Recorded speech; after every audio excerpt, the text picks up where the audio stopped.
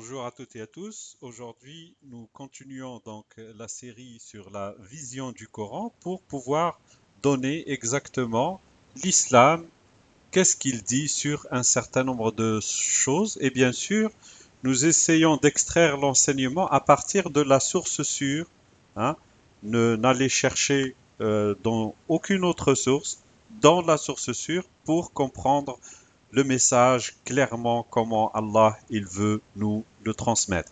Donc précédemment dans notre série de vidéos, nous avons vu ce que dit le Coran quant au halal et le haram et nous avons vu que beaucoup de gens rajoutent des choses sur Allah dans haram, un certain nombre de choses, alors qu'Allah il dit non, c'est l'exclusivité d'Allah. Personne n'a le droit de haram quoi que ce soit sans qu'il a un signe clair et tangible.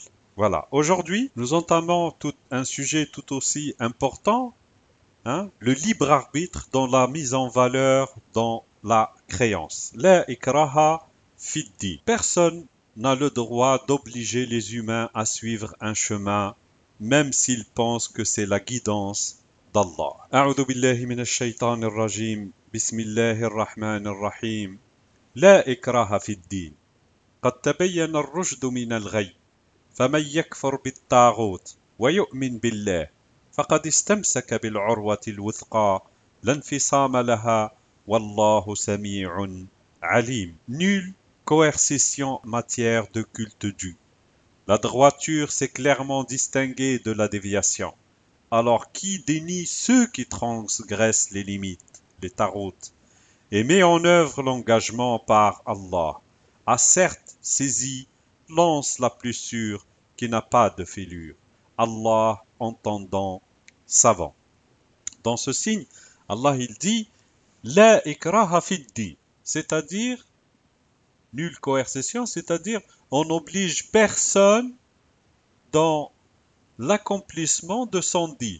Donc, pour honorer les humains ont un din, et nous avons vu que ce din qui est universel et qui s'appelle l'islam et que tous les messagers et prophètes sont venus pour proclamer donc ce din-là, cette dette des humains envers leur créateur, Allah il dit on n'oblige personne à honorer son din parce que les humains ils ont le libre arbitre. Allah leur a donné le choix soit d'assurer ses engagements, soit de les dénier. Ils ont le choix. Allah il dit قد تبين الرشد من الغي. La droiture c'est clairement distingué de la déviation. C'est-à-dire les choses sont claires. Après il dit فمن يكفر بالطاغوت, celui qui dénie le tarot et yu'min billah, il met en œuvre son engagement avec Allah. C'est celui-là qui a tenu l'anse la plus sûre. Pourquoi? Parce que Tarot, on a vu Tarot précédemment dans les cours, que c'est ceux qui vont rajouter des choses sur Allah ou qui vont enlever des choses. Donc, quand on conforme nos actions au tarot, hein, parce que ce tarot, il peut avoir une apparence religieuse, mais c'est quelqu'un qui rajoute des choses sur Allah ou qui enlève. Donc, avec lui, on n'est pas en train de mettre en œuvre notre engagement avec les signes d'Allah, on est en train de mettre en œuvre notre engagement avec les signes du tarot. Et le tarot, justement, pourquoi Allah y parle de la coercition dans le culte dû, c'est-à-dire obliger les gens à pratiquer quelque chose, le tarot, lui, il a tendance à pousser les humains à faire une pratique particulière et il leur dit si vous faites pas ça, ben vous irez en enfer et tout ça. Alors qu'Allah, il dit non, il faut dénier tarot parce que tarot ne s'appuie pas sur les signes d'Allah, il s'appuie sur des paroles qui ne sont pas attestées par Allah. Par contre, ceux qui vont mettre en œuvre leur engagement avec les signes d'Allah, comme on l'a vu, ceux-là vont saisir l'anse la plus sûre. Et c'est comme ça qu'ils pourront réussir leur vie. ليس عليك هداهم ولكن الله يهدي من يشاء وما تنفقوا من خير فلأنفسكم وما تنفقوا إلا ابتغاء وجه الله وما تنفقوا من خير يوفى إليكم وأنتم لا تظلمون. Leur guidance ne t'incombe pas. Et c'est même Allah qui guide qui il veut. Ce que vous dépensez de vos biens l'est alors pour vous-même. Vous ne dépensez que par désir de la face d'Allah. Le bien que vous dépensez vous sera rendu et vous ne serez pas enténébrés d'injustice. Dans ce signe, Allah s'adresse à son dernier messager. Il lui dit Laysa alayka hudahum, c'est-à-dire ne t'incombe pas leur guidance. Tu n'es pas responsable de leur guidance parce qu'ils ont le libre arbitre. Et parce que Allah, dans plusieurs versets, il nous décrit le rôle des messagers et prophètes, que Allah dit وَمَا نُرْسِلُ الْمُرْسَلِينَ إِلَّا مُبَشِّرِينَ وَمُنذِرِينَ. C'est-à-dire nous n'envoyons les messagers que pour deux choses, annoncer et avertir. En aucun cas obliger les humains à suivre quelque chose. Allah dit après وَلَكِنَّ اللَّهَ يَهْدِي مَنْ يَشَاءُ. C'est Allah qui guide qui il veut. Parce que qui est bien placé, mis à part Allah, pour pouvoir juger les humains, est-ce qu'ils les guident ou pas? Parce que les humains peuvent donner une apparence trompeuse, soit une bonne apparence, soit une mauvaise. Mais Allah sait ce qu'il y a dans les cœurs. Donc c'est Allah qui guide qui il veut. Et comme on a vu que la guidance est liée par rapport à l'attitude et le comportement de cet humain. Allah ne guide pas ceux qui sont ténèbres d'injustice. Allah ne guide pas les négateurs, par exemple. Voilà, Allah ne guide pas un certain nombre donc de catégories de personnes parce que, comme les hypocrites, hein, le munafiqin. Pourquoi? Parce qu'ils pratiquent des choses qui ne sont pas bien. Et Allah est juste, Allah guide celui qui cherche sa voie, sa guidance, celui qui veut conformer ses actions à lui. Et Allah nous dit, et ce que vous dépensez de bien, c'est pour vous. Vous allez le retrouver le jour du jugement dernier.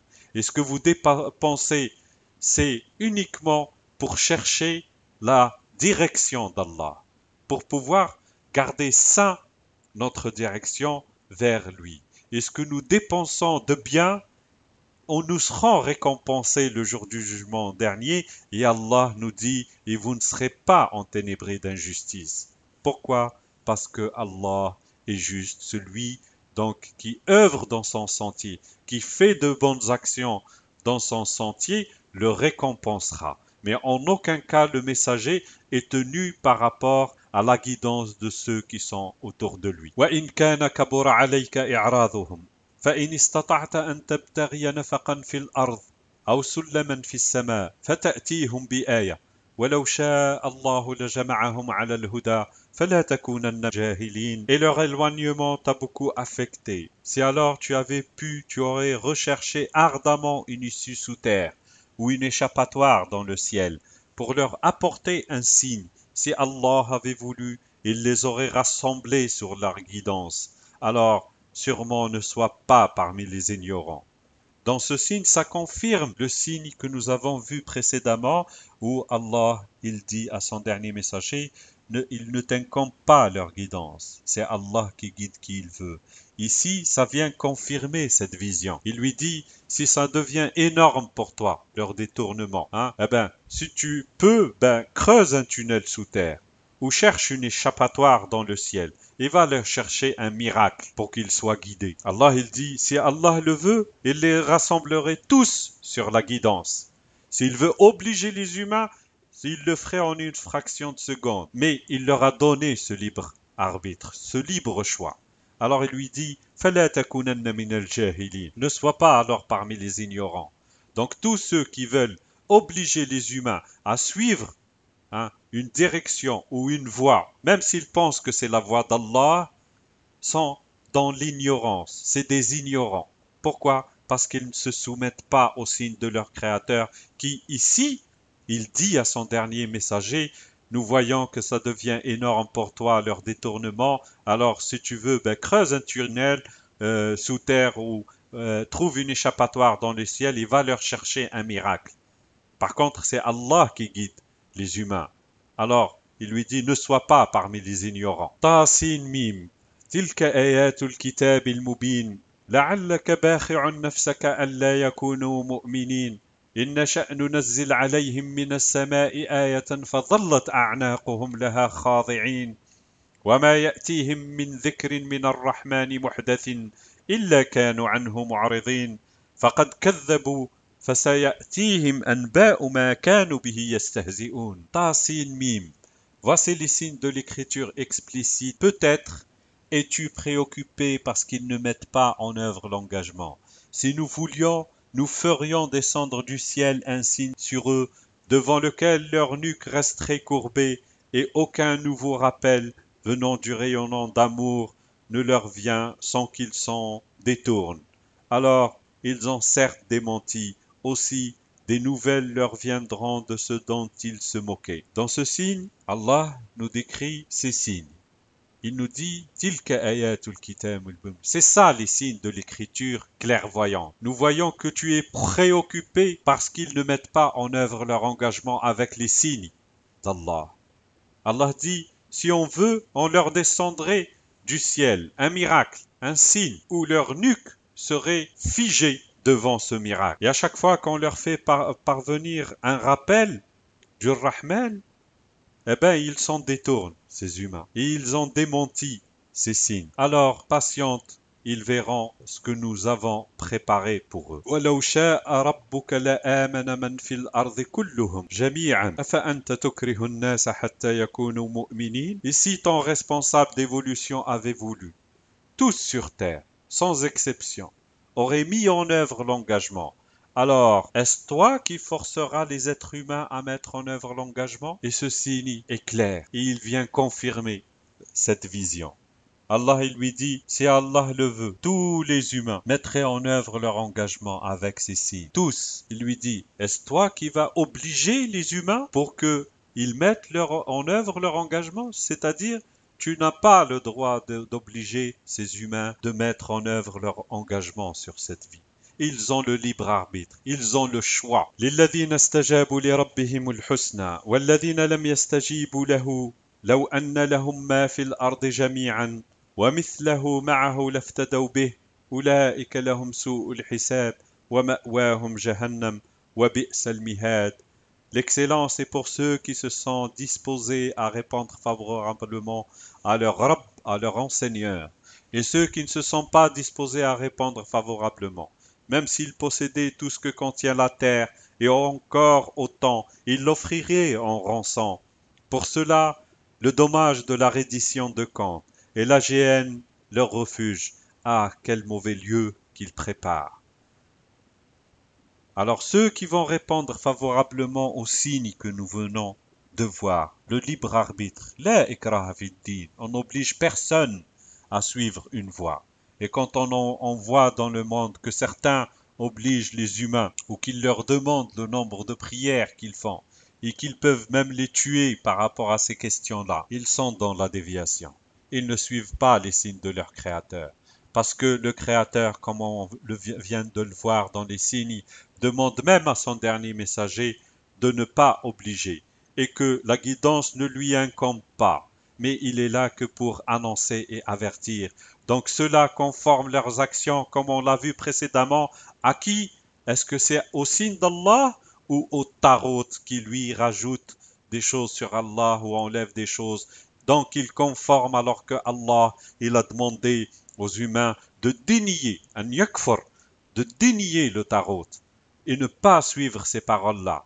Parce que le jour du jugement dernier, ceux qui vont conformer leurs actions au tarot vont être rétribués par la géhenne, alors que ceux qui vont conformer leurs actions à Allah vont être récompensés par le jardin. Prochaine vidéo, quel est le sort de ceux qui nous ont précédés dans l'écriture et quel comportement doit-on avoir avec eux?